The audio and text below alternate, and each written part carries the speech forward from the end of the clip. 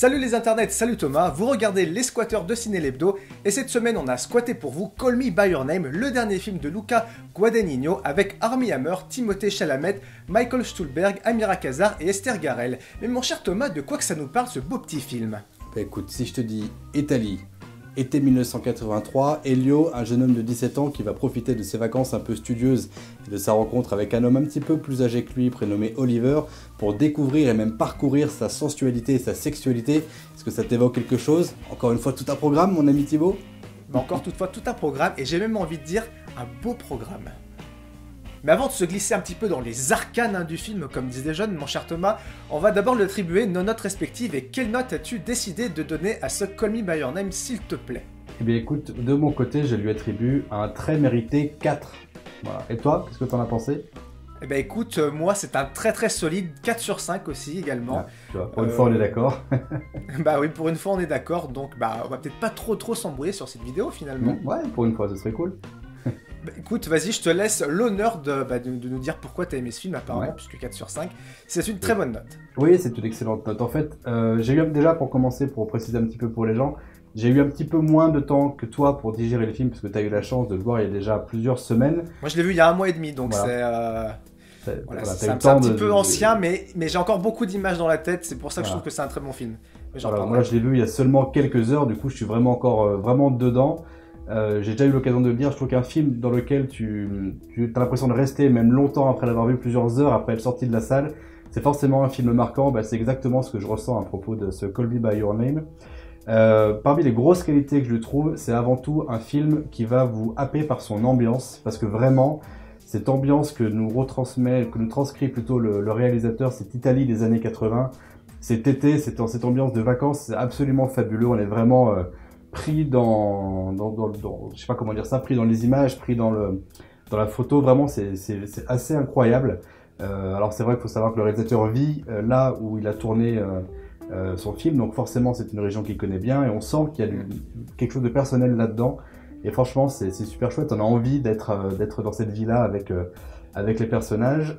Et parmi les autres grosses qualités de ce film, c'est aussi un film extrêmement sensible, dans le très bon sens du terme, parce que je trouve que c'est un film qui véhicule vraiment de très belles émotions. C'est un film qui est vraiment à fleur de peau.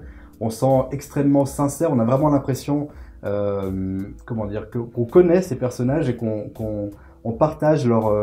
Il y a une grosse empathie en fait qui se met en place entre le spectateur et les personnages. Et voilà, je trouve que c'est vraiment, vraiment sublimement fait de ce côté-là. Et puis bah, c'est de toute façon aussi en grande partie dû à la performance des acteurs qui sont vraiment, je pense que tu seras d'accord pour dire ça, fabuleux. C'est pas pour rien si, Oui, là c'est... le petit Timothée, il a été, très solide, ouais. aussi jeune soit-il, il a été nommé pour l'Oscar du meilleur rôle. Et franchement, cette nomination, elle est amplement méritée. On verra s'il aura la statuette, mais en tout cas, être nommé à une...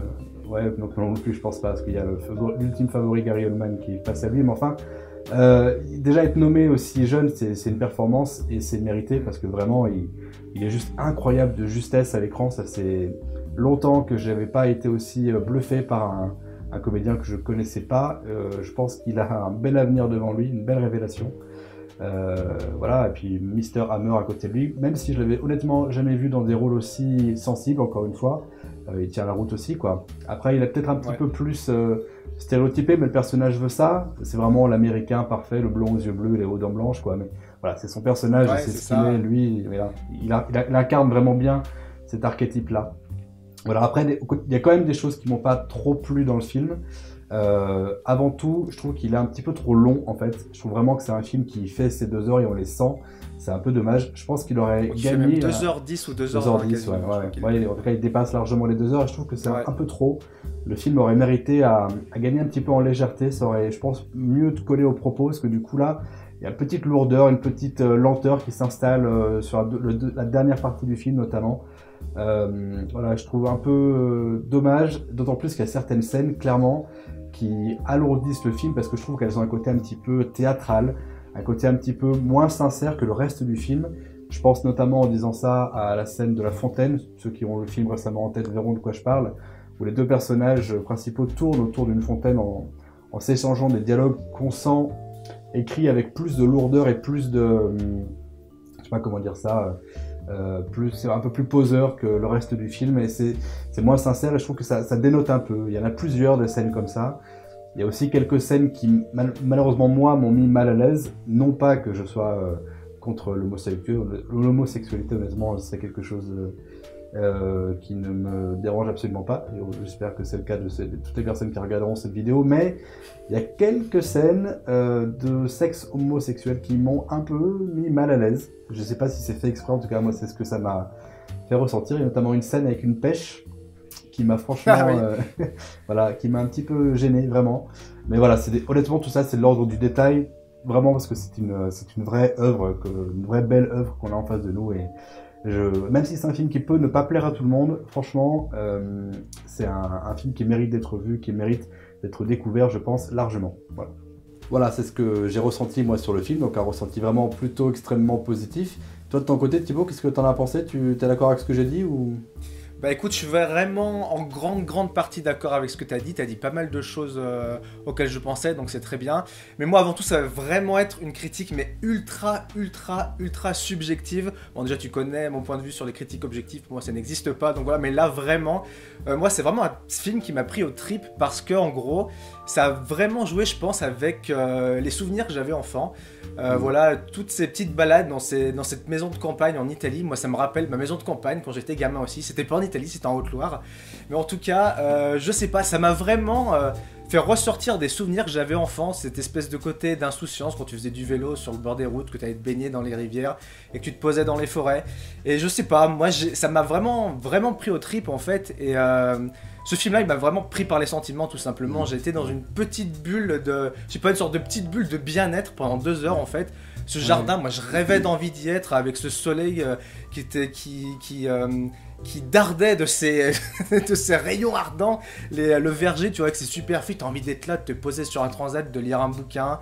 Enfin, tu vois, de faire un volet avec eux. Moi, je me sentais super bien dans cette super belle baraque, qui est un peu décrépite, mais qui est quand même super belle, quoi. C'est filmé de façon hyper élégante. Moi, je trouve que c'est le film le plus élégant de cette année, en tout cas de ce début d'année. Enfin, et déjà pour moi, c'est le meilleur film de l'année. C'est celui que j'ai préféré, en tout cas, cette année. Alors, petite anecdote, c'est hyper élégant. Sur la réal, c'est que le réal a pris le parti d'utiliser un seul objectif, en l'occurrence un objectif de 35 mm, donc on va dire moyen grand angle. Il utilise un seul objectif pendant tout le film. Je trouve qu'en fait, effectivement, okay. ça donne au film un côté un peu, une uniformité assez agréable, effectivement. C'est très beau, c'est très élégant, je suis d'accord avec ça. On a James Ivory qui est au scénar. James Ivory, c'est un mec qui a quasiment 90 piges, qui est connu surtout pour avoir fait des films assez classiques, de facture assez classique, comme Retour à World's End. C'est pour ça que le film est de facture assez classique dans son traitement. Au niveau des images, je trouve ça hyper joli. Il y a un très beau traitement au niveau de la photo. Au niveau des comédiens, bon bah je vais peut-être pas revenir là-dessus, mais Timothée Chalamet, il explose complètement dans ce film. C'est dingue tout ce qu'il arrive à faire passer en un plan. Je pense notamment au plan final où il regarde la cheminée, enfin c'est où il y a le générique qui défile dessus. Je le trouve absolument magnifique ce plan-là. Puis il arrive à faire passer des trucs, ce gamin, c'est incroyable. Armie Hammer aussi est très bon. Le père, moi je trouve que c'est un mix parfait entre Robin Williams et Joaquin Phoenix. Je sais pas, tu verras, si tu mets le 1+1, ça fait le mec. Je trouve voilà, Amira Kazar aussi qui joue la mère est très bien dedans. Je pense que c'est un film qui a pas dû sortir en VF, j'imagine, parce que ça perdrait totalement en intérêt, puisque une phrase peut se commencer en anglais, se finir en allemand avec des mots de français au milieu. Donc voilà, rien que pour ça, c'est un film qui vaut le coup d'être vu en VO, mais je pense qu'il est sorti qu'en VO. Et Star Garrel aussi, il s'en sort très bien. De doublage, ça me paraît incohérent, effectivement. Ouais. Esther Garrel, elle s'en sort très bien, qui joue sa petite copine dans le film. Et moi, j'ai vraiment aimé cette histoire d'amour. En fait, j'ai vraiment fait cette sorte d'impasse sur cette histoire homosexuelle. Je l'ai quasiment pas vue, en fait, finalement, moi, de mon côté. J'ai vraiment juste vu cette histoire d'amour-là. Ça aurait pu être hétéro, ça aurait pu être entre deux femmes. Je pense que ça aurait été quasiment la même chose. C'est juste que, voilà, on a vu ces sentiments un petit peu naissants, cette espèce d'adolescent qui se cherche et qui fait un peu n'importe quoi. On voit la scène avec la pêche ou même d'autres trucs. C'est des trucs que tu peux faire quand t'es un peu ado, quand t'es un peu con, quand il y a quelqu'un qui te perturbe et qui te prend toute la tête. Et ben voilà, c'est des choses. Moi, je me suis retrouvé un peu là-dedans aussi. Voilà, ça m'a vraiment rappelé des souvenirs. Et puis ces années 80 qui sont traitées, je trouve, de façon.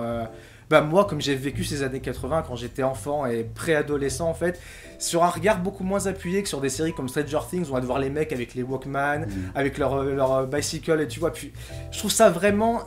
C'est traité de façon légère et sans trop appuyer le trait. Et j'ai trouvé ça bien foutu. Et puis, je sais pas, toutes ces belles images qui fleurent l'après-midi, le fin d'après-midi d'un été ensoleillé. Je sais pas, voilà, j'étais dans une petite bulle de coton, une petite bulle de bonheur. Voilà, j'étais bien en regardant ce film.